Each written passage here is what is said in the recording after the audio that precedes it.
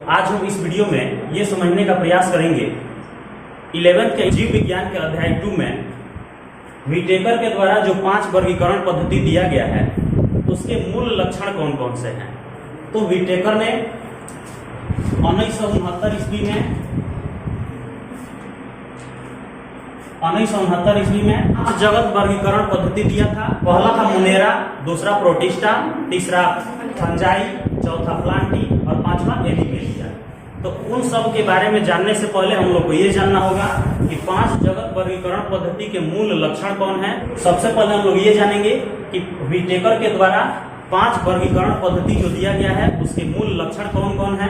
उन्हीं मूल लक्षणों के आधार पर हम लोग ये जानने का प्रयास करेंगे कि मोनेरा के लक्षण कौन कौन से हैं, प्रोटिस्टा के कौन कौन से हैं। इस तरह से पांचों जो वर्गीकरण पद्धति के लक्षण हैं उसको समझने का प्रयास करेंगे। तो अगर हम सबसे पहले बात करें 5 जगत वर्गीकरण पद्धति के मूल लक्षण कौन है, तो सबसे पहले हम लोग ये जानेंगे कि 5 जगत वर्गीकरण पद्धति में जीवों के जो कोशिकीय संरचना होती है उसको कैसे समझेंगे। किसी भी जीव की उत्पत्ति कोशिका से होती है और कोशिका ही किसी भी जीव के संरचनात्मक और क्रियात्मक इकाई है। इसका अर्थ हुआ कि अगर किसी भी जीव की उत्पत्ति हुई है तो कोशिका से ही हुई है और उनके शरीर में जितने भी फंक्शंस होते हैं, जितने भी क्रियाएं होती हैं, उन सब में कोशिका की महत्वपूर्ण भूमिका होती है। इसलिए कोशिका को ही जीवों की संरचनात्मक और क्रियात्मक इकाई कहते हैं। अब हम लोग जानेंगे कि संरचना के आधार पर कोशिका 2 प्रकार के होते हैं। एक होते हैं प्रोकैरियोटिक कोशिका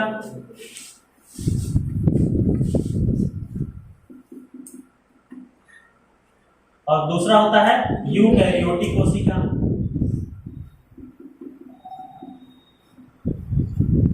तो प्रोकैरियोटिक कोशिका क्या होती है? प्रोकैरियोटिक का मतलब होता है कि पुरानी प्रकार की जो भी कोशिकाएं होती थी उसको हम लोग क्या बोलते हैं? प्रोकैरियोटिक कोशिका, जिसमें केंद्रक और केंद्रक झिल्ली।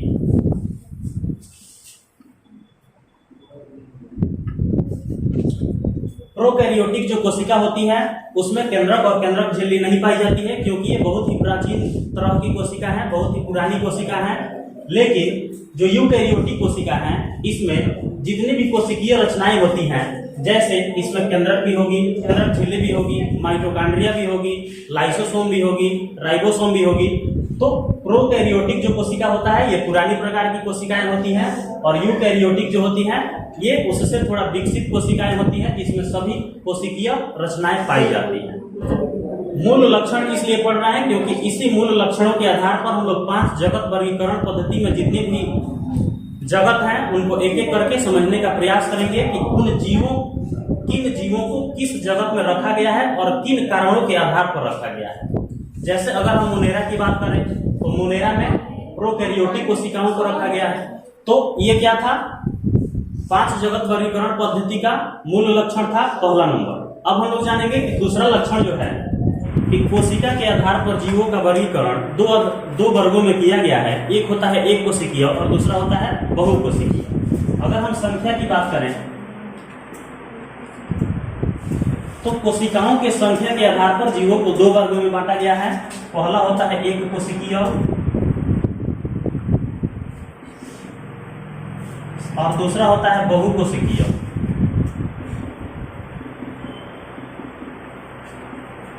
एक कोशिकीय जीव वैसे जीव को कहते हैं जिनकी पूरी जीवन चक्र, जिनकी पूरी जैविक क्रियाएं सिर्फ एक ही कोशिका में होती है, उनको बोलते हैं एक कोशिकीय। और बहुकोशिकीय जीव क्या होते हैं? अनेकों कोशिकाओं से मिलकर जो कोशिकाएं बनी होती हैं उनको बोलते हैं बहुकोशिकीय जीव। तो जीव एक कोशिकीय होते हैं और बहुकोशिकीय भी होते हैं। जैसे सैंपल की बात करें तो एक कोशिकीय में क्या हो जाएगा? अमीबा हो जाएगा, पैरामीशियम हो जाएगा, क्लेमाइडोमोनास हो जाएगा। और बहुकोशिकीय जीव की बात करें तो इसमें मनुष्य हो सकता है, गाय, भैंस, घोड़ा, बकरी, बंदर, भालू, ये सब हो सकता है बहुकोशिकीय जीव में। तो इन सब का उपयोग होने वाला है हमको 5 जगत वर्गीकरण पद्धति में। तो ये क्या था आपका मूल लक्षण का दूसरा नंबर पॉइंट था। अब हम लोग जानेंगे कि तीसरा मूल लक्षण कौन है। तीसरा लक्षण हम लोग जानेंगे पोषण विधि, मतलब कि जीव किस तरह से पोषण प्राप्त करते हैं, किस तरह से भोजन प्राप्त करते हैं। तो पोषण के आधार पर जीवों को 2 वर्गों में बांटा जाता है। एक होते हैं स्वपोषी, पहला होता है स्वपोषी और दूसरा होता है परपोषी। स्वपोषी उन जीवों को कहते हैं जो अपना भोजन स्वयं बनाते हैं, स्वयं संश्लेषित करते हैं, जैसे हरे पौधे। और परपोषी उन जीवों को कहते हैं जो अपने भोजन के लिए किसी अन्य जीवों पर आश्रित रहते हैं या अन्य स्रोतों पर आश्रित रहते हैं, उनको हम लोग बोलते हैं परपोषी। तो स्वपोषी का कोई अन्य प्रकार नहीं होता है, लेकिन परपोषी अनेकों प्रकार के होते हैं। जैसे मृतोपजीवी होता है, परजीवी होता है, प्राणी समपोषी होता है, कीटभक्षी होता है, ये सब के सब परपोषी के अंतर्गत ही आते हैं।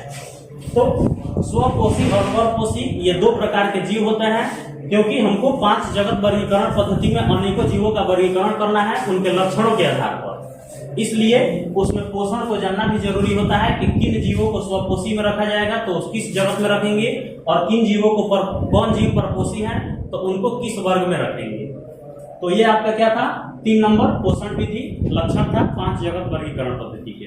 अब हम लोग जानेंगे कि परपोषी के अंतर्गत आने वाली जो मुख्य विधियां हैं उसके बारे में हम लोग एक एक करके चर्चा करेंगे। तो परपोषी में सबसे पहला विधि आता है परजीवी। पहला, अगर परपोषी का पहला विधि की बात करें तो इसमें क्या आता है, परजीवी आता है। परजीवी उन जीवों को कहते हैं जो अपने भोजन के लिए किसी अन्य प्राणियों के संपर्क में रहते हैं और उनसे अपना भोजन प्राप्त करते हैं, उन जीवों को हम लोग कहते हैं परजीवी। जैसे एग्जाम्पल की अगर हम बात करें तो जू हो सकता है जिसको ढील बोलते हैं, या जोंक हो सकता है। तो इस तरह से जो जीव होते हैं वो किसी अन्य प्राणी के संपर्क में रहते हैं अस्थायी रूप से या अस्थायी रूप से, और अपना भोजन प्राप्त करते हैं, वे क्या कहलाएंगे, परजीवी कहलाएंगे। परजीवी तो हम लोग समझ गए कि परजीवी वे होते हैं जो अपने भोजन के लिए किसी अन्य जीवों के संपर्क में रहकर अपना भोजन प्राप्त करते हैं। लेकिन परजीवी भी होते हैं 2 प्रकार के। पहला क्या होता है, पूर्ण परजीवी या अविकल्पी, और दूसरा क्या होता है, अपूर्ण परजीवी, अपूर्ण परजीवी या विकल्पी। इसके नाम से ही पता चल रहा होगा, पूर्ण का मतलब होता है कि जो अपने भोजन के लिए पूरी तरह से दूसरे जीवों पर आश्रित होते हैं उनको बोलते हैं पूर्ण परजीवी। इसका एक और नाम है अविकल्पी, मतलब इनके पास कोई अन्य विकल्प नहीं होता है, इसलिए इनको अविकल्पी कहा जाता है। जिन जीवों के संपर्क में रहकर ये अपना भोजन प्राप्त करते हैं, अगर वे जीव मर जाएंगे, वे नष्ट हो जाएंगे, तो ये जीव भी नष्ट हो जाएंगे क्योंकि ये पूरी तरह से उन्हीं पर डिपेंड होते हैं। लेकिन जो अपूर्ण परजीवी हैं ये पूरी तरह से अन्य पौधे या जंतुओं पर निर्भर नहीं रहते हैं, पूर्ण रूप से नहीं रहते हैं, अपूर्ण रूप से रहते हैं। मतलब कि कुछ उनको जो जरूरत की चीजें हैं, जैसे नाइट्रोजनी पदार्थ उनको चाहिए तो उसके लिए वे दूसरे पर आश्रित हैं, लेकिन बाकी सब काम ये अपना खुद से कर लेते हैं। अगर हम एग्जाम्पल की बात करें तो पूर्ण परजीवी में हो जाएगा अमरबेल। जैसे अमरबेल क्या करता है कि आम के पेड़ से अपना भोजन प्राप्त करता है। तो आम का पेड़ जब तक जीवित रहेगा तब तक इससे अपना भोजन मिलता रहेगा इसको, लेकिन जैसे ही आम का पेड़ सूख जाएगा तो इसको भोजन मिलना बंद हो जाएगा और अमरबेल भी मर जाएगा, नष्ट हो जाएगा, सूख जाएगा। अगर हम अपूर्ण परजीवी के एग्जाम्पल की बात करें तो इसमें विस्कम हो सकता है और लोरेंथस हो सकता है। पूरी तरह से किसी अन्य जीवों पर आश्रित नहीं रहते हैं, अपूर्ण रूप से आश्रित रहते हैं। मतलब नाइट्रोजनी पदार्थ जो है, जैसे जल और खनिज लवण चाहिए तो किसी अन्य जीव से ले लेंगे या अन्य पौधे से ले लेंगे, और बाकी अपना जो प्रोसेस है वो खुद कर लेंगे। तो इस तरह के एग्जाम्पल क्या हो सकते हैं, विस्कम हो सकते हैं और लोरेंथस हो सकते हैं। तो ये क्या थे, आपके परजीवी के 2 प्रकार थे। पहला क्या था, पूर्ण परजीवी और दूसरा अपूर्ण परजीवी।